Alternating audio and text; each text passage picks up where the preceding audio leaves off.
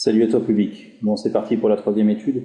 Ce coup-ci, on a notre mobile autoporteur avec la soufflerie allumée qui est sur un plan incliné avec un angle alpha par rapport à l'horizontale. Donc le système étudié, c'est toujours le même, le mobile autoporteur. Le référentiel d'étude, c'est toujours le référentiel terrestre supposé galiléen. Et maintenant, nous allons décrire les forces. Donc le poids, lui, est toujours vertical dirigé vers le bas. Son point d'application, c'est le centre d'inertie. Et sa valeur, sa norme, c'est la masse du mobile fois la valeur de la pesanteur. La réaction du support, elle est perpendiculaire au support. Alors ça, c'est quelque chose que tu peux retenir. Lorsqu'un mouvement s'effectue sans frottement, alors la réaction du support sur ce solide est perpendiculaire au support. Ça, c'est une information importante que tu peux retenir. Elle ne te sera pas précisée dans les exercices pour la plupart du temps. Maintenant qu'on a passé les trois premières étapes, la définition du système, du référentiel et la description des forces, on va utiliser une des lois de Newton.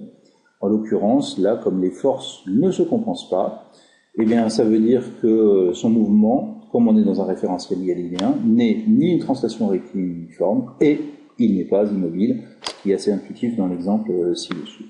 Alors si on doit traduire cette loi de Newton avec le vecteur quantité de mouvement, ça veut dire que ce vecteur quantité de mouvement, je te le rappelle, c'est le produit de la masse fois le vecteur vitesse. Ce vecteur quantité de mouvement, il va évoluer au cours du temps, c'est-à-dire qu'il n'est pas constant et il n'est pas nul.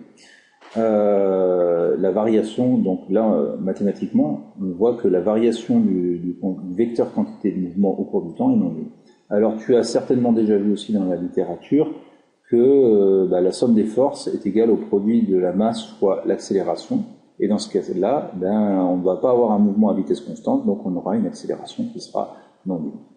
Alors, si on fait la somme vectorielle de ces forces qui s'exercent sur ce solide, elle est non nulle, sans surprise. Et la résultante des forces, c'est le petit vecteur noir qui est ici.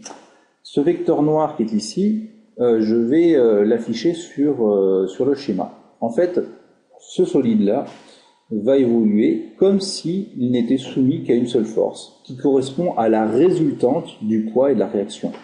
La résultante, c'est une somme vectorielle. P plus R, c'est le vecteur noir.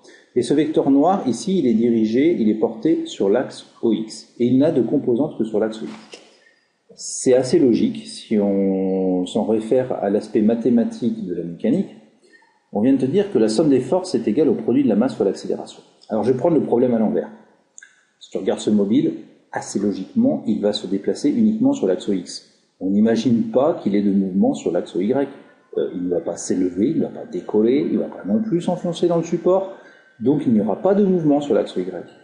S'il n'y a pas de mouvement sur l'axe Y, ça veut dire qu'il n'y a pas de vitesse sur l'axe Y. C'est-à-dire que la projection du vecteur vitesse de ce mobile-là, elle est nulle sur l'axe Y. Et si cette vitesse est constante et nulle sur l'axe Y, je précise bien sur l'axe Y, ça veut dire que son accélération sur l'axe Y est nulle.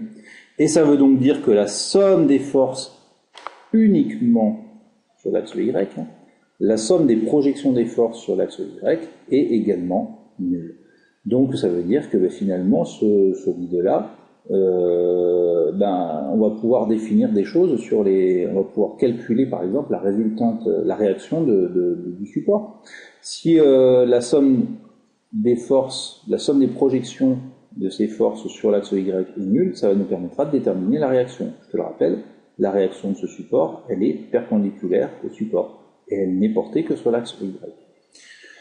Alors maintenant, on va s'amuser à calculer les composantes du vecteur P sur l'axe OX et il va falloir projeter une force. Alors si jamais tu as des soucis pour les projections des forces, je ne vais pas détailler la projection des forces dans cette vidéo-là, je t'invite à regarder une autre de mes vidéos qui est également dans la playlist dynamique qui traite de la projection des forces.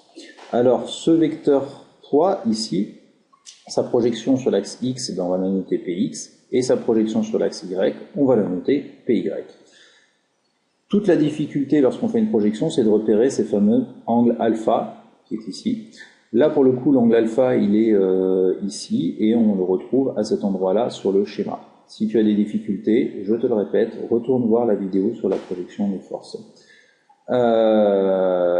Si on s'attelle maintenant à la projection de ce vecteur poids, donc la norme du poids c'est évidemment m fois g, ce poids, ses composantes c'est px, py, la réaction c'est 0, norme de r, et sur l'axe x on a mg sinus alpha, sur l'axe y on a moins mg cosinus alpha. Pourquoi le signe moins? Parce que le vecteur poids est dirigé vers le bas et que l'axe OY est dirigé vers le haut, donc on rajoute le signe moins ici. Alors, les composantes du vecteur poids sont mg sin alpha moins mg cos alpha. Si l'on avait envie de déterminer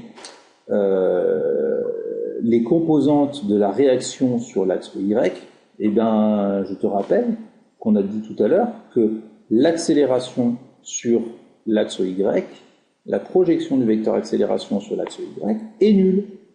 Et si cette projection sur l'axe Y de vecteur accélération est nulle, ça veut donc dire que la somme des forces sur l'axe Y est nulle.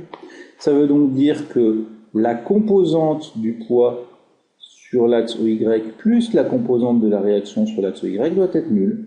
Donc si la composante du poids vaut moins mg cosinus alpha sur l'axe Y, ça veut donc dire que la composante de la réaction du support sur le solide sur l'axe Y, et donc la norme de la réaction vaut également mg cosinus alpha. Si je fais moins mg cosinus alpha plus mg cosinus alpha, je dois tomber sur 0, parce que la projection du vecteur accélération sur cet axe Y est nulle. Voilà, j'espère que cette vidéo t'a aidé, et que tu commences à progresser un petit peu sur l'utilisation des lois de Newton appliquées à la mécanique. Allez, à bientôt pour une prochaine vidéo.